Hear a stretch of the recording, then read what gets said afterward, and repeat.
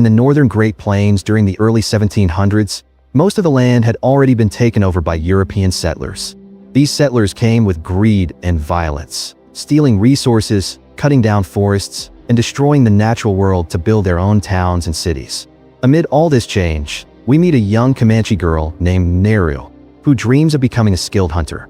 Neru isn't like the other girls at her tribe. While most of them are trained to cook, gather, or heal, she spends her time tracking animals and sharpening her hunting skills. She has a loyal companion by her side, a smart and brave dog named Sari, who follows her everywhere. One calm morning in the forest, Neru is practicing throwing her axe, carefully aiming at the trees. Suddenly, she spots a deer wandering nearby. Excited, she decides this is her chance to prove herself. She quietly prepares her weapon and starts stalking the animal. Just as she's about to throw, a loud thunderclap echoes through the sky, startling the deer. It sprints off into the distance. Determined not to give up, Neru and Sari chase after it with all their strength. They run across rivers, over fallen trees, and through the thick brush. But despite their efforts, the deer gets away. During the chase, Sari suddenly lets out a sharp cry. His tail has become tangled in a metal bear trap, a cruel device that doesn't belong to their people. Neru immediately rushes to help her friend. She carefully pries the trap open, freeing Sari, and then tends to his wound using herbs and natural medicine for a pouch. Once Sari is safe, Neru gets ready to return home. But just as she's about to leave, she hears a strange, thunder-like sound coming from a sky. Curious, she climbs to the edge of a nearby cliff. There, through the clouds, she sees something she's never witnessed before, a massive alien ship glowing faintly as it cuts across the heavens. To her, it looks like a thunderbird, a mythical creature her tribe believes brings great change or danger. Later, Neru meets her brother Tabe, one of the most respected hunters in the village. He's strong, confident, and admired by everyone, the kind of warrior every young man wants to become. Neru excitedly tells him about the thunderbird she saw earlier. She believes it's a sign that something powerful has arrived. She also asks to join him on the next hunting trip. Tabe, however, shakes his head.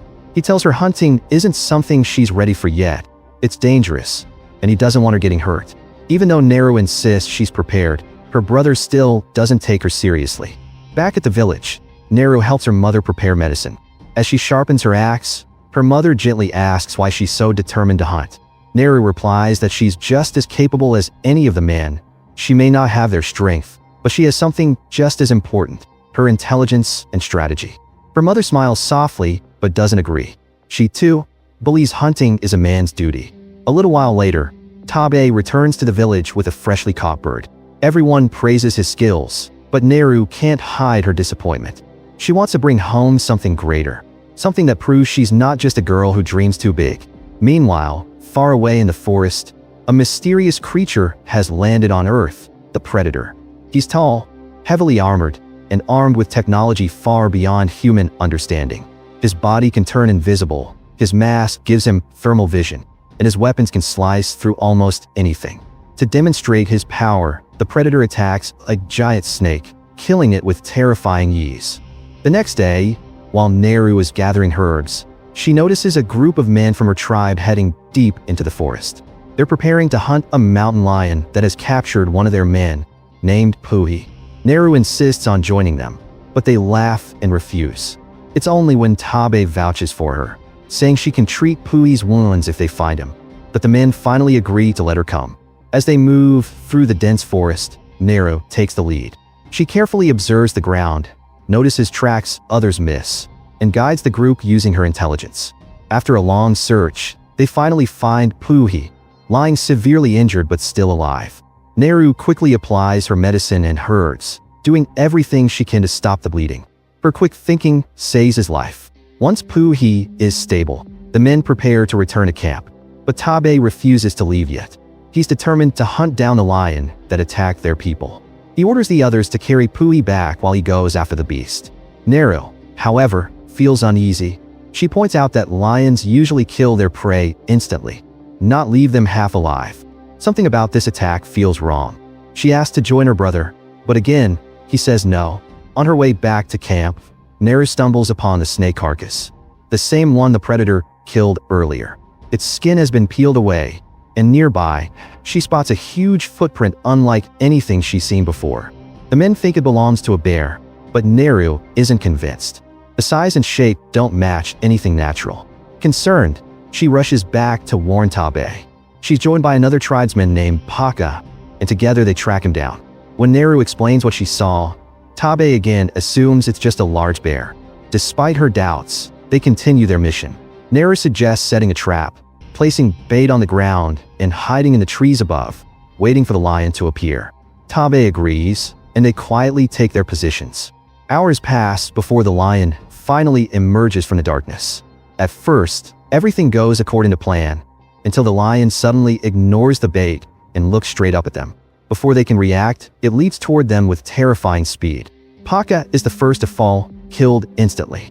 Neru raises her spear, determined to fight, but then she catches a glimpse of something glowing in the distance. The predator, watching from shadows.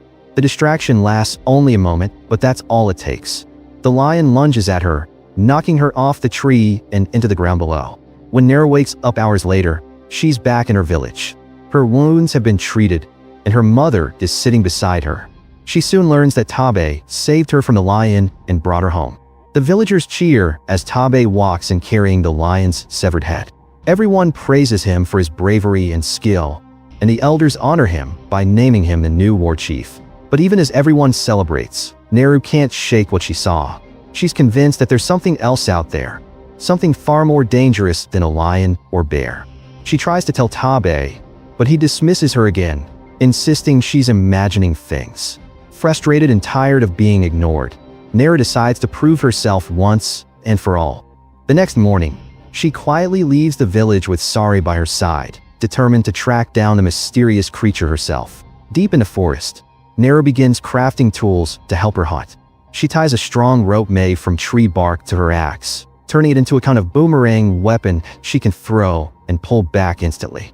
After some practice, she manages to hunt down a rabbit, which she cooks and shares with Sari by a small campfire. Meanwhile, the predator is watching a wolf chase a small animal.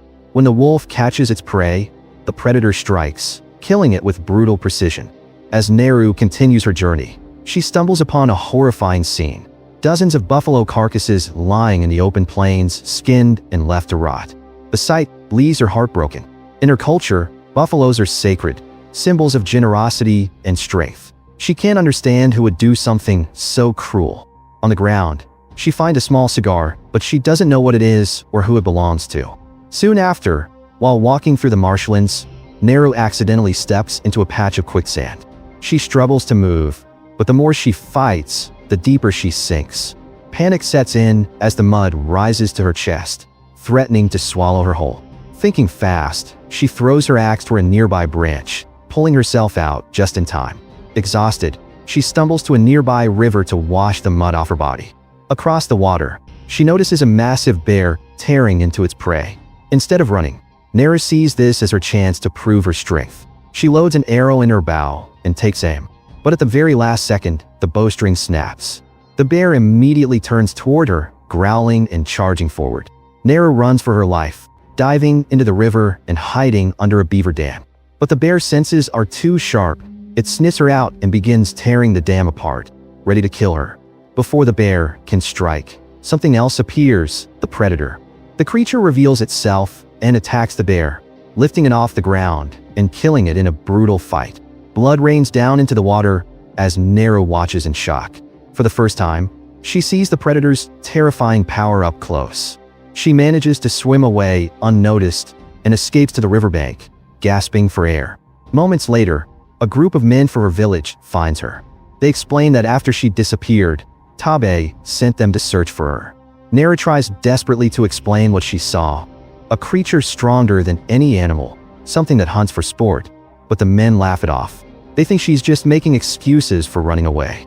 When she refuses to return home, they tie her hands and prepare to drag her back. Unbeknownst to them, the predator is watching from the trees, scanning their weapons through his heat vision. To him, these men are now threats and marked for death. Moments later, the warriors hear a deep, otherworldly roar echoing from the forest. The bushes nearby start to move. Terrified, one of the men fires his arrow into the darkness. The forest falls silent. He cautiously steps forward, parting the leaves, only to discover that it was just a small rabbit hiding in the brush. This makes all the men burst out laughing. They start mocking Neru, joking about her fear, and saying she's just scared of the dark. Their laughter echoes through the forest, but it doesn't last long. Out of nowhere, 3 tiny red laser dots appear on one of the men's chests. Before anyone can even react, metal arrows shoot out from shadows, piercing straight through his body and killing him instantly.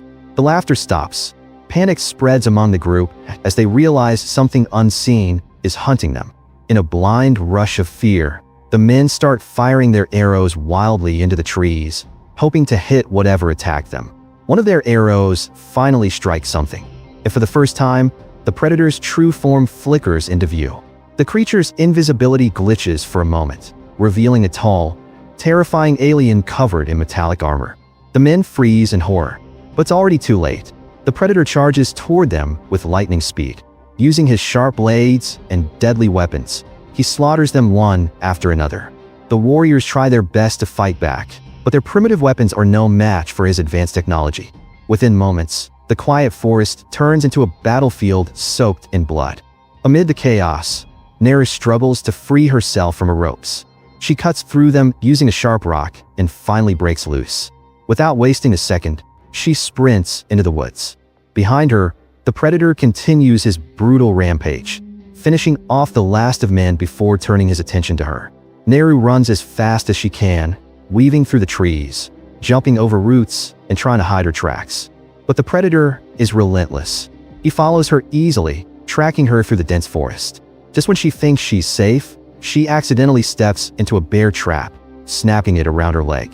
The metal clamps shut around her leg, making her cry out in pain. The predator soon appears and stands over her. Neru braces herself for death, but to her surprise, he doesn't attack. He stares at her for a moment, then simply walks away. This is when Neru realizes something very important.